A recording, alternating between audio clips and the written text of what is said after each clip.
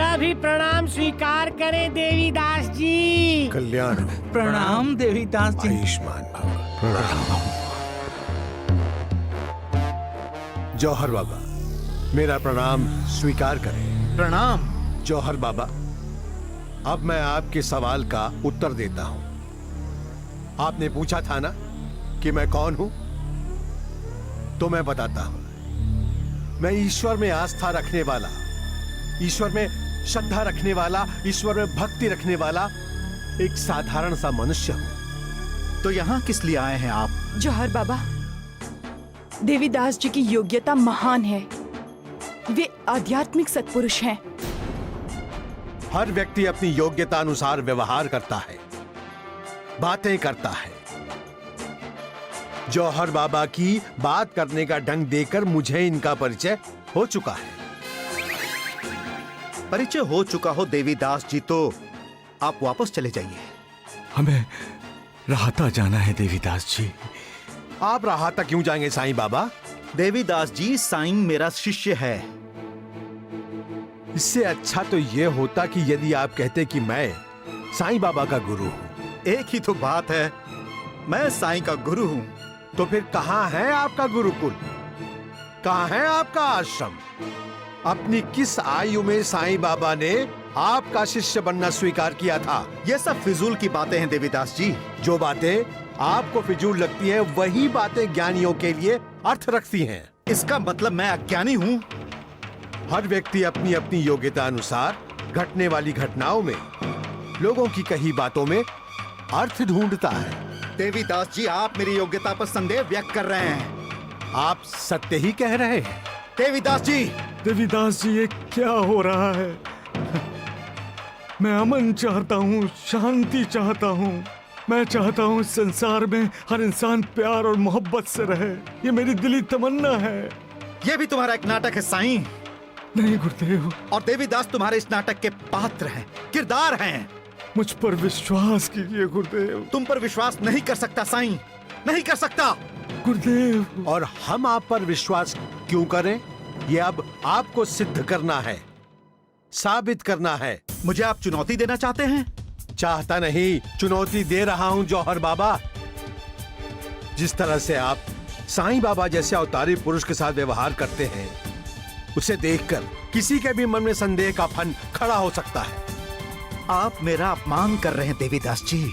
गुरु तो मान अपमान से परे होता है जौहर बाबा। देवीदास जी! गुरु को कोई विकार स्पर्श कर ही नहीं सकता। गुरु तो अपने शिष्यों को भी विकारों को पराजित करने की शिक्षा देता है, परंतु यहां तो उल्टा ही हो रहा है। जो शिष्य है वो तो सब विकारों पर विजय प्राप्त कर चुका है, और जो गुरु है वो विकारों के अधीन है। मैं जैसा हूं वैसा हूं, इसमें आपको क्यों एतराज हो रहा है देवीदास जी? आप जैसे हैं, मुझे इसमें कोई एतराज नहीं। मुझे एतराज इस बात में है कि आप अपने आप को साईं बाबा का गुरु मानते हैं। मान क्या रहा हूं, साईं मेरा शिष्य है, मैं उसका गुरु हूं। देवीदास जी, जौहर बाबा मेरे गुरु हैं। फिर तो जौहर बाबा आपको अपनी योग्यता साबित करनी होगी। आपको यह सिद्ध करना होगा कि आप साईं बाबा के गुरु हैं। आपको हमें और शिरडी के लोगों को यह विश्वास दिलाना होगा कि आप ज्ञान के भंडार हैं। स्वयं को आपका शिष्य बताकर साईं बाबा ने तो अपनी महानता सिद्ध कर दी है। अब आपको अपनी योग्यता साबित करके हम सबको यह बताना है कि आप साईं बाबा जैसे अवतारी सत्पुरुष के गुरु बनने के योग्य हैं।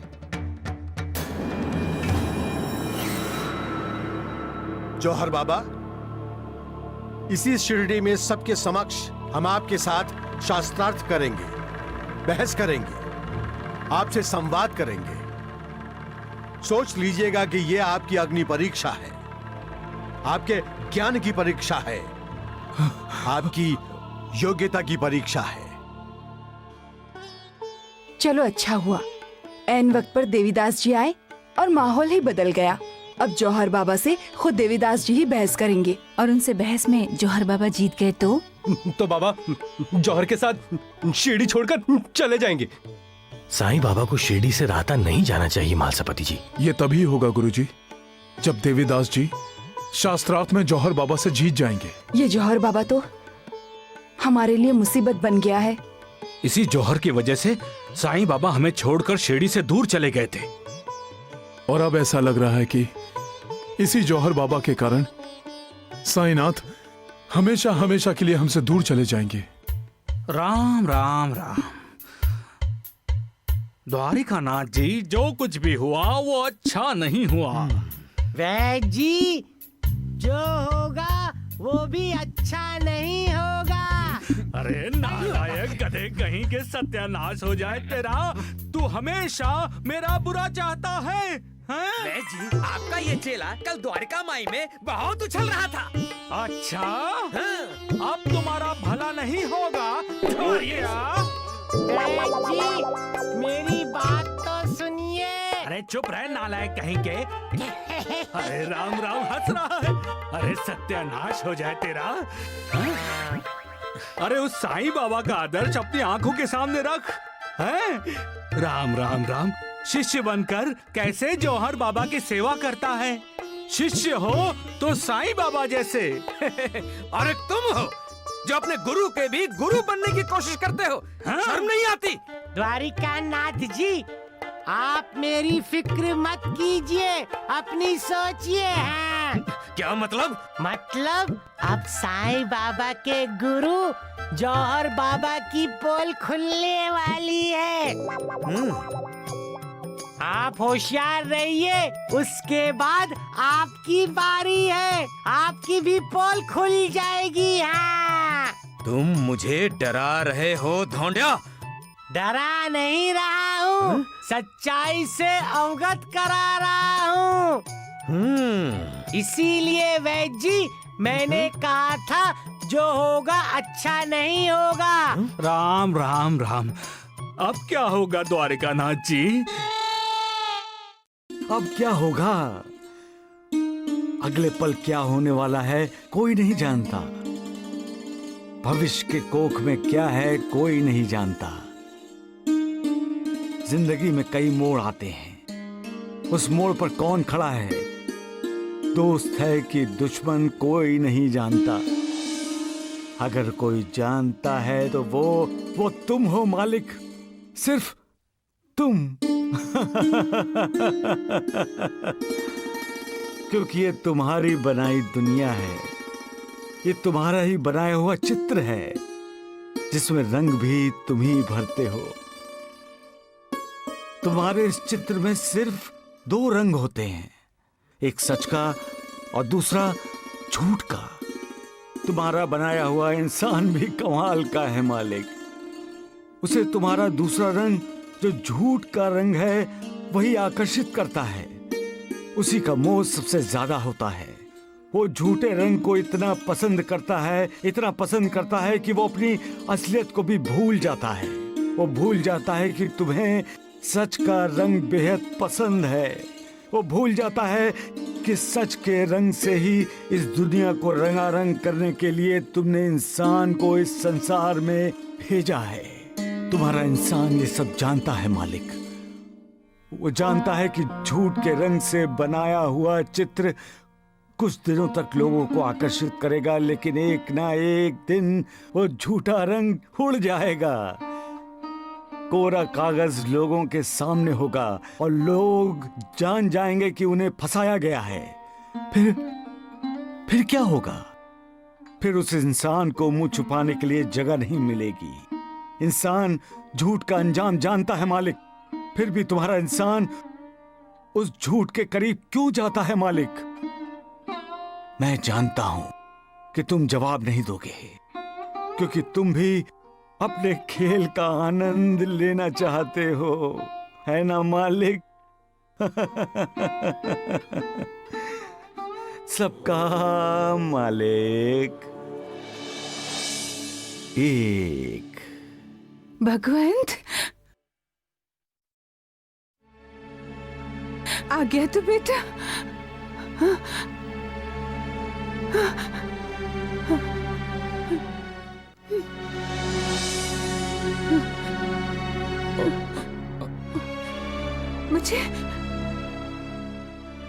मुझे तुम्हारा ही इंतजार था। माँ जी, आपको किसका इंतजार था? हाँ, अपनी माँ का मजाक उड़ाते हो ना भगवंत? भगवंत? कौन भगवंत माँ जी? तुम बेटे, तुम भगवंत, मेरे बेटे हो तुम। माँ, तुम्हारे मुख से यही पुकार सुनने के लिए मेरे कान तरस गए थे। आज तुमने माँ कहा, मैं धन्य हो गई बेटा, मैं धन्य हो गई। माँ, भगवान बेटे, कोई माँ से ऐसे नाराज होता है? माँ, मैं कहाँ नाराज हूँ आपसे? तो फिर घर छोड़कर क्यों चले गए थे? बोलो। हाँ, अब तो वापस आ गया हूँ ना माँ। वापस तो आ गए हो भगवंत, पर फिर से चले मत जाना। हाँ? जिन्हें माँ नहीं होती, जब उन्हें माँ मिलती है तो माँ को छोड़कर कहीं नहीं जाते। अब मैं तुम्हें छोड़कर कहीं नहीं जाऊंगा माँ। कौन है ये औरत? पता नहीं। चलो चलो घर चलते हैं। अब मैं तुम्हें कभी नहीं कहूंगी कि शादी करो। हाँ। ठीक है, चलो चलते हैं। हाँ, भगवान। हाँ। बेटे, तुम अपना घर भूल गए क्या? अपने घर को कोई कैसे भूल सकता है माँ? तो वहाँ कहाँ जा रहे हो? हमारा घर तो यहाँ है बेटा। हाँ, वहाँ पेड़ पर बहुत सारे फल लगे हैं। हाँ, है ना? हाँ, और तुम्हें फल पसंद है ना माँ, इसलिए मैं वहाँ जा रहा था। हाँ, मेरी पसंद तुम्हें याद है भगवंत? 9 महीने तुम्हारी कोख में पला हूँ माँ। बेटा, इतने वर्ष घर से दूर रहकर भी तुम बिल्कुल नहीं बदले, बिल्कुल नहीं। तुम भी तो नहीं बदली हो माँ। नानावली, हाँ? क्या ये सचमुच साईं बाबा की माँ है? अरे नहीं सगुण भैया, बाबा माँ के ना होने से व्यथित होते हैं। हाँ। ये उनकी माँ नहीं है। बाबा तो बाईजाबाई को अपनी माँ मानते हैं ना। फिर भी साईं बाबा उस औरत से इस तरह पेश आ रहे हैं जैसे वो उनकी माँ हो। तुम्हारे इंतजार में, तुम्हारी याद में तो मैंने कभी पेट भर के खाना नहीं खाया। माँ, आज तुम्हें देखा तो ये एहसास हुआ कि मुझे भी भूख लगी है। चलो चलो, मैं तुम्हें गरम गरम खाना परोस कर खिलाती हूँ। चलो। और तुम माँ? तुम्हें खाते हुए देखकर मेरा पेट अपने आप भर जाएगा। कावेरी,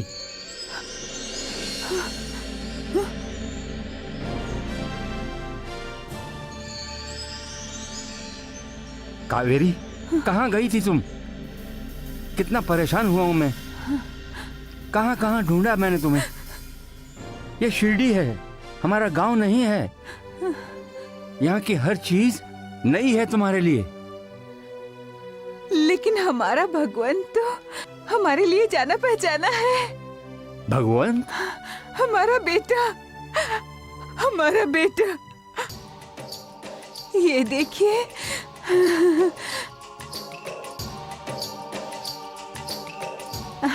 अपने पिता को प्रणाम करो। प्रणाम। साईं बाबा, आप मेरी पत्नी को क्षमा कर दीजिए। उसका मानसिक संतुलन ठीक नहीं है। आज तुम दोनों को एक साथ देखकर ऐसा लगा कि भगवान ने मेरी प्रार्थना सुन ली। खुश हूँ भगवंत के पिताजी, मैं बहुत खुश हूँ। मैं भी बहुत खुश हूँ भगवंत की माँ। हाँ? अब चलो। पर भगवंत हमारे पीछे पीछे आएगा। हाँ भगवंत, हम धर्मशाला में रुके हुए हैं।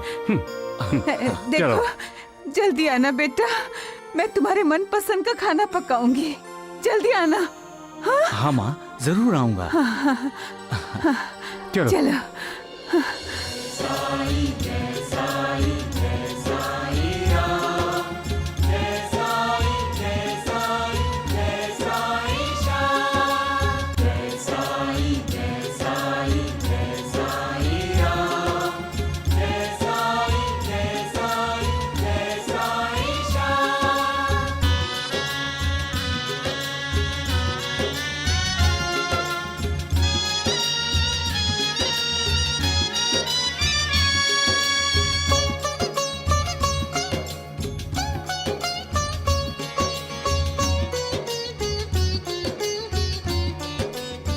दुनिया का सबसे सुंदर दृश्य कौन सा है मालिक?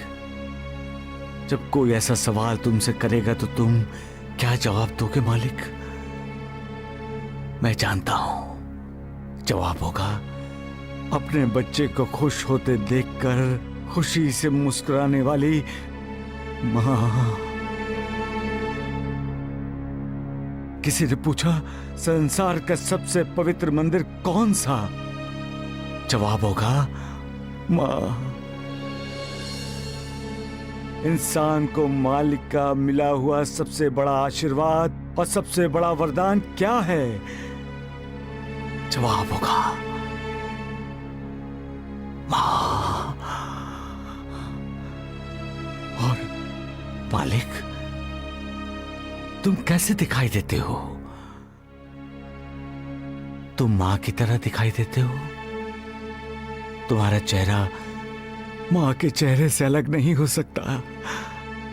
इस दुनिया के हर इंसान ने तुम्हें देखा होगा सिवाय मुझ बदनसीब के, जिन्हें साईं बाबा कहते हैं, क्योंकि मैंने कभी अपनी मां को नहीं देखा। क्यों मेरी मां नहीं है? फिर मैं कैसे कल्पना कर सकता हूं कि तुम कैसे दिखाई देते हो मालिक। इसलिए मैं अपनी मां को ढूंढता रहता हूं। इसलिए बायजा मां में मैं अपनी मां को देखता हूं। और आज कावेरी बाई ने मुझे अपना बेटा भगवंत माना और बिन मां का बेटा होने का दुख दे दिया। लोगों को दुख दर्द से राहत देने के लिए तुमने मुझे इस दुनिया में भेजा है मालिक। लेकिन तुम्हारे इस बंदे को राहत कौन देगा? मेरे जख्मों पर, मेरे घावों पर कौन फूंक मारेगा मालिक?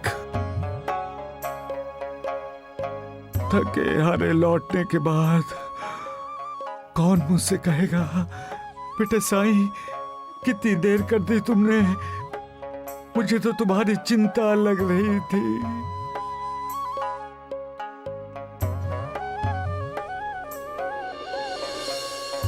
सबका मालिक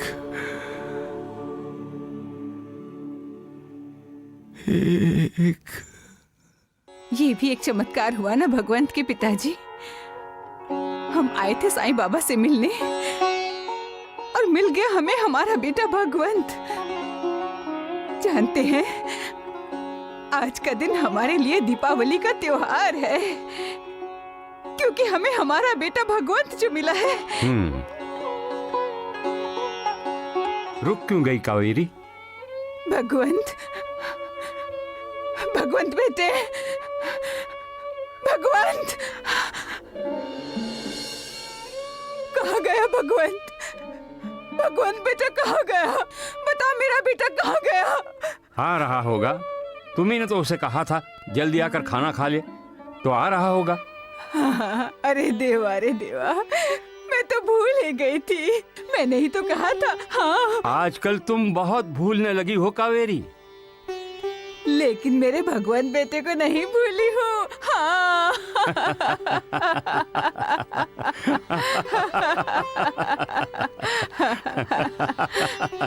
अब आप हंसते ही रहेंगे। हाँ, बहुत दिनों के बाद तुम जो हंस रही हो, तो मैंने कहा कि मैं भी हंस लूं। मौका मिला है तो जी भर के हंस लूं। लेकिन थोड़ा हंसी मजाक भगवान बेटे के लिए भी छोड़ना है। हाँ। अरे हाँ, ये तो मैं भूल ही गया था। आजकल आप बहुत कुछ भूलने लगे हो भगवत के पिताजी। अब हंसते ही मत रहिए। जाइए, बनिए से जाकर सामान लेकर आइए। आज मैं अपने भगवंत के लिए उसके मनपसंद का खाना बनाऊंगी। हाँ, तुम्हें धर्मशाला पहुंचाकर सामान ले आऊंगा। हाँ, खाना खाने के बाद हम द्वारिका माई जाएंगे अपने भगवंत को लेकर। हाँ, क्यों? साईं बाबा के दर्शन करने, उनका आशीर्वाद लेने। क्योंकि साईं बाबा की शिरडी में कदम रखते ही हमें हमारा भगवान बेटा जो मिल गया। हाँ, हमें हमारा भगवान जो मिल गया। चलो चलो चलते हैं, हमें हमारा बेटा मिल गया।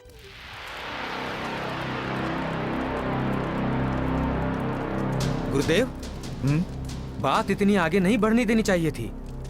क्यों? देवीदास जी को सारी शिरडी मानती है। मुझे भी मानेगी। अध्यात्म पर देवीदास जी को पूरा अधिकार है, ऐसा माना जाता है। लोग मुझे भी अधिकारी पुरुष मानेंगे। गुरुदेव, अच्छा है हम शिरडी छोड़कर चले जाएं। क्यों? क्यों भागे हम? क्या तुम्हारा मुझ पर विश्वास नहीं रहा? द्वारकानाथ जी पर शिरडी के गांव वालों का तनिक भी विश्वास नहीं है। मैं द्वारकानाथ नहीं, जौहर हूं। परंतु देवीदास जी के साथ मैं बहस करूंगा और जीतूंगा भी।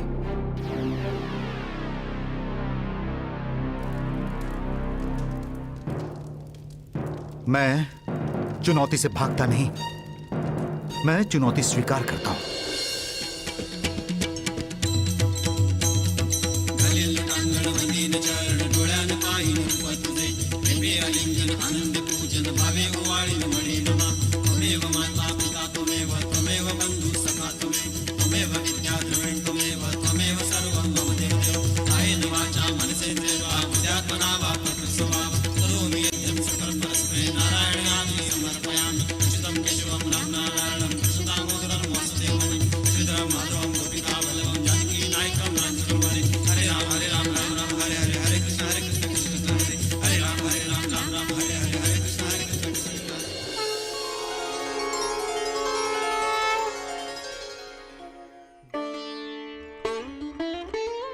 देवीदास जी, हमारे मन में अजीब सी बेचैनी छाई है। जौहर बाबा के साथ होने वाले शास्त्रार्थ को लेकर। आपसे मन की बात कैसे छिप सकती है देवीदास जी? जो कुछ होता है सब उसी की इच्छा से होता है।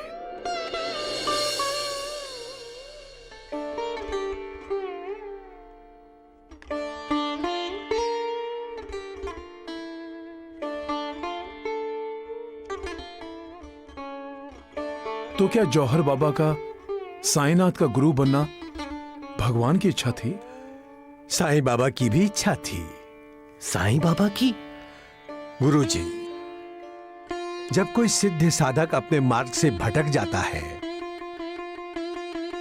तो उसे मार्ग पर लाने का उत्तरदायित्व उसके गुरु का होता है। जौहर बाबा का गुरु कौन है देवीदास जी? साईं बाबा।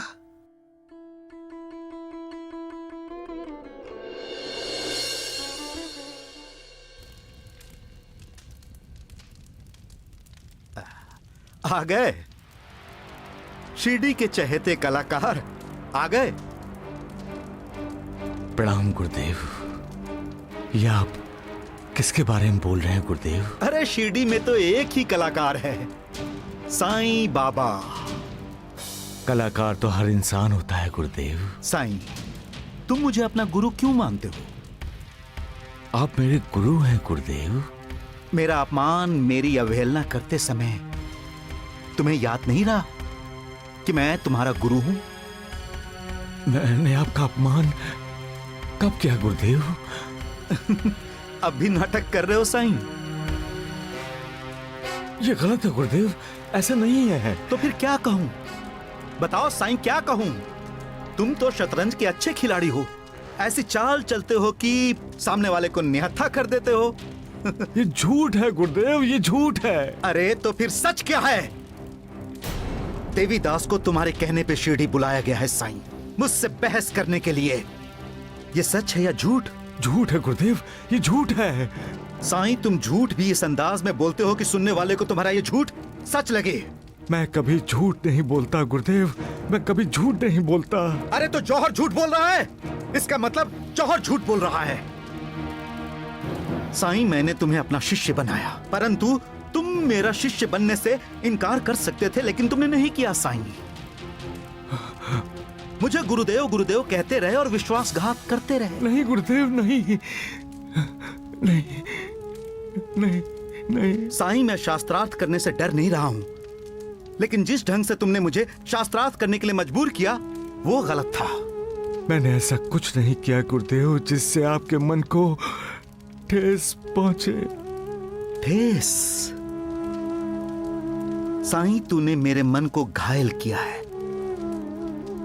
अच्छा बोलते हो तुम, अच्छी बातें करते हो, इसलिए मैं भी तुम्हारी बातों में आ गया। मुझे क्या पता था साईं कि जिस साईं को मैंने अपना माना, अपना जाना, वो साईं मुझे एक दिन ठोकर मारने वाला है। गलत है गुरुदेव, ये गलत है, गलत है। सही या गलत इसका फैसला अब समय करेगा साईं। मैंने हमेशा अपनी गर्दन सीधी रखी है, कभी किसी के सामने मैंने अपनी गर्दन नहीं झुकाई है साईं। पर आज तुम्हारी वजह से मुझे अपने ज्ञान की परीक्षा देनी पड़ रही है। मैं परीक्षा दूंगा साईं, शास्त्रार्थ करूंगा और जीतूंगा। और जीतने के बाद मैं तुम्हें अपनी शागिर्दी से अलग कर दूंगा। जो चेला अपने गुरु पर हावी होना चाहता है, वो चेला मुझे नहीं चाहिए।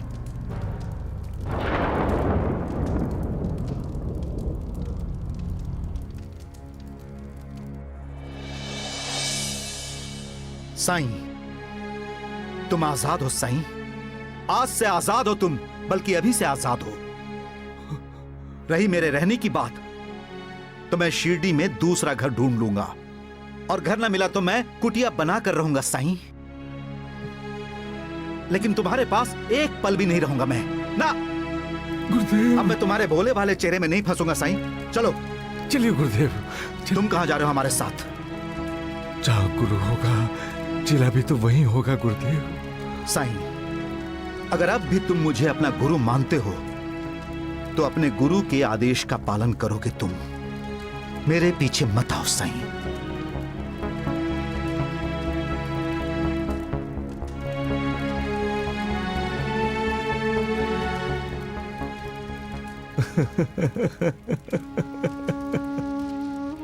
वाह मालिक वाह, तुम्हारा भी जवाब नहीं। आज तुमने बता दिया कि इंसान तुम्हारी इस दुनिया में अकेला आता है और अकेला ही चला जाता है। अपनी जिंदगी में उसने चाहे कितनी भी भीड़ जमा कर ली हो, तो भी उस भीड़ में वो अकेला ही रहता है। उसकी जिंदगी में ऐसे कई पल आते हैं जहां वो अकेला ही रहता है, अकेला ही वो पल जीता है। उसके सुख दुख उसके अपने ही तो होते हैं। उसके सगे संबंधी, दोस्त उसके साथ मिलकर उसका दुख हल्का करना चाहते हैं, लेकिन इंसान को अपने दुख की तीव्रता को अकेला ही झेलना पड़ता है। वो अपने सुख में दूसरों को शामिल कर लेता है, परंतु उसको खुद को जो खुशी मिलती है वो उसके अकेले की खुशी होती है। अकेलेपन से डरने वाला तुम्हारा इंसान जिंदगी में ही अकेला हो जाता है। जैसे जैसे अब मैं हो गया हूं मालिक, अकेला हो गया हूं मैं, अकेला।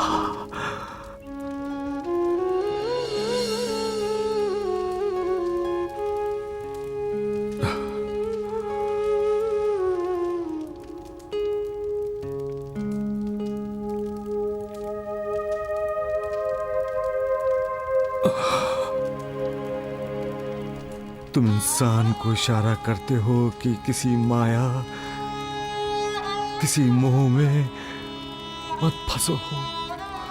कोई लाभ नहीं, क्योंकि सब कुछ यहीं छोड़ जाना है।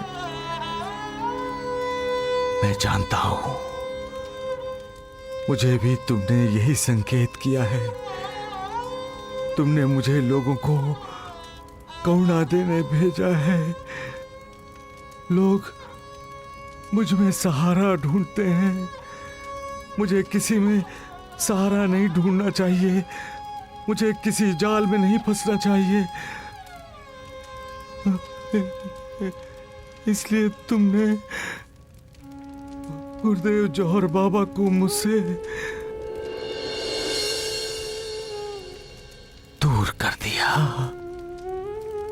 तुम्हारा इशारा समझ गया मालिक, मुझे कांटों पर चलना है, फूलों पर नहीं। मैं जानता हूं मैं तो अग्निपथ का ही यात्री हूं।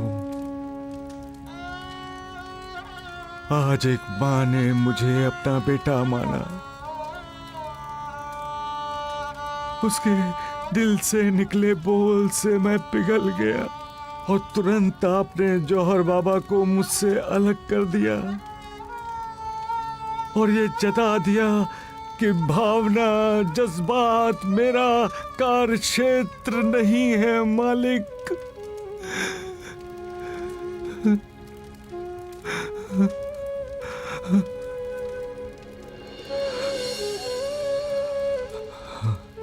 सबका मालिक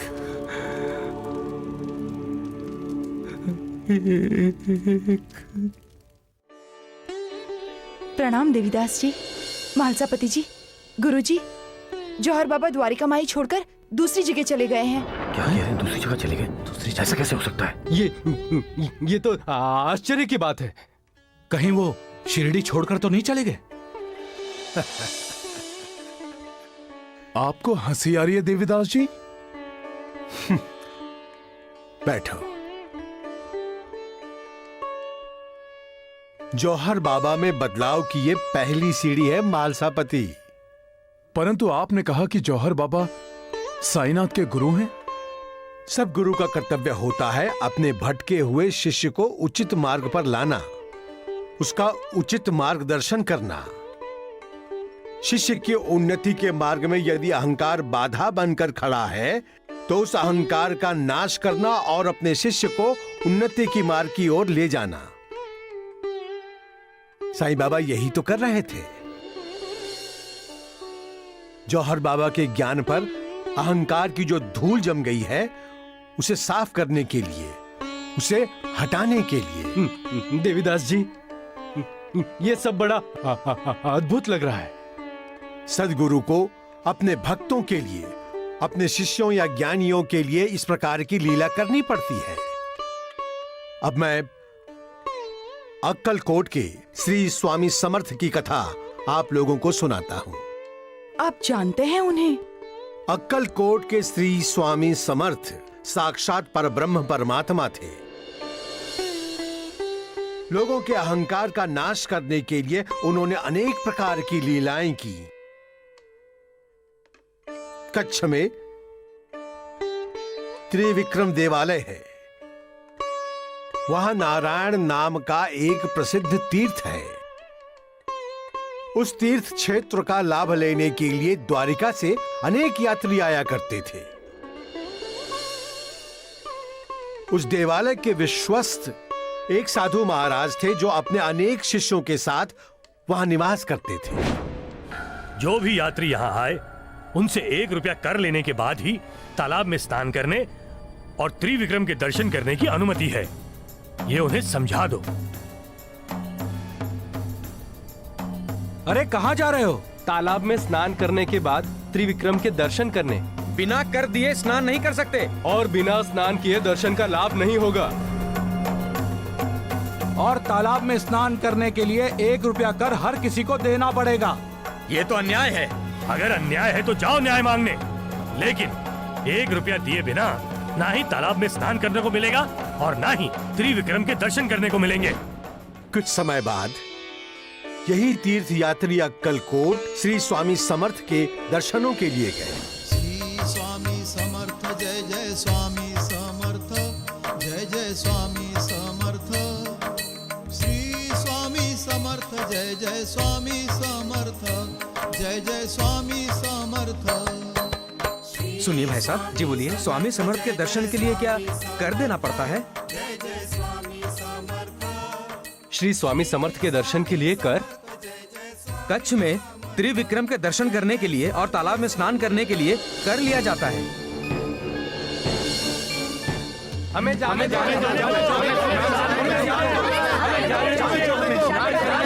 1 रुपया कर दे दो, फिर स्नान के बाद दर्शन करो। हमें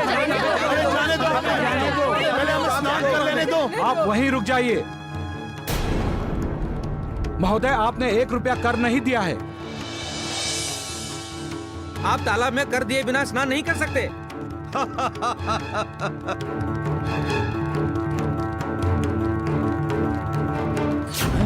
स्वामी जी कहाँ चले गए?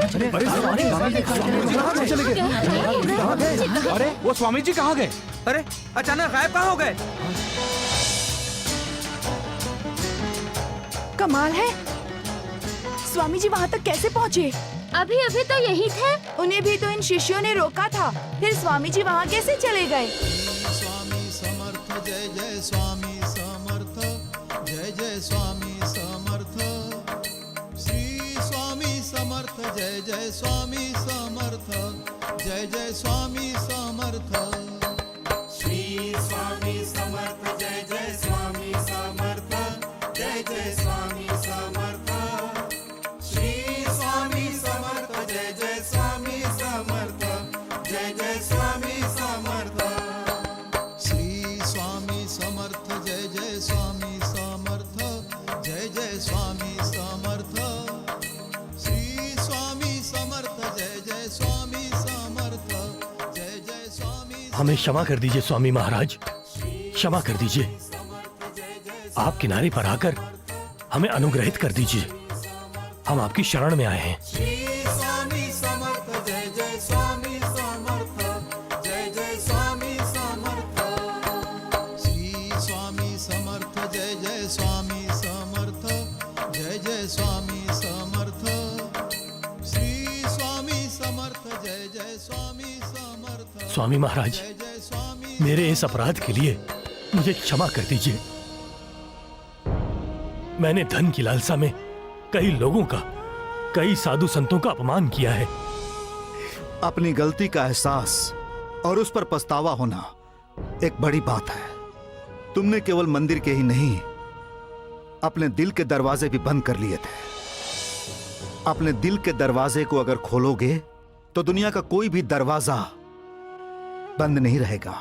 श्री सच्चिदानंद सद्गुरु अक्कलकोट स्वामी महाराज की जय। संत महात्माओं की यही विशेषता होती है महालसापति जी, कि वो अहंकार पर विजय प्राप्त कर लेते हैं। तभी तो अपने भक्तों के, अपने शिष्यों के मन में पनपने वाले अहंकार का दमन करते हैं, जो श्री स्वामी समर्थ ने किया वही अब साईं बाबा करने जा रहे हैं। अहंकार का विनाश कब होता है? जब इंसान के मन में सत्य का उदय होता है, तब अहंकार का अस्त होता है। जो सच की पूजा करता है, सच्चाई की राह पर चलता है, सत्य को ही मालिक मानता है, वो कभी अहंकार के अधीन नहीं होता, क्योंकि सच मालिक का रूप है और अहंकार इंसान की महत्वाकांक्षा की परछाई है। जहां अहम है वहां अहंकार है, जहां मैं है वहां अहंकार है, जहां अहम और मैं नहीं है वहां अहंकार का नामो निशान नहीं होता। इंसान जब जान जाता है कि कर्ता, करने वाला और करवाने वाला मालिक है, तब उसके मन में अहंकार के लिए कोई स्थान नहीं होता। लेकिन जब इंसान समझने लगता है कि कर्ता, करवाने वाला वो स्वयं है, तब ज्ञानी विद्वान जान जाते हैं कि उस इंसान के मन पर अहंकार ने कब्जा कर लिया है। इसलिए साधु, संत, महात्मा कहते हैं कि जिसका अपने मन पर काबू है, उसके मन में कभी अहंकार अंकुरित नहीं होता। और मन पर तब काबू पाया जाता है जब हम मालिक की भक्ति में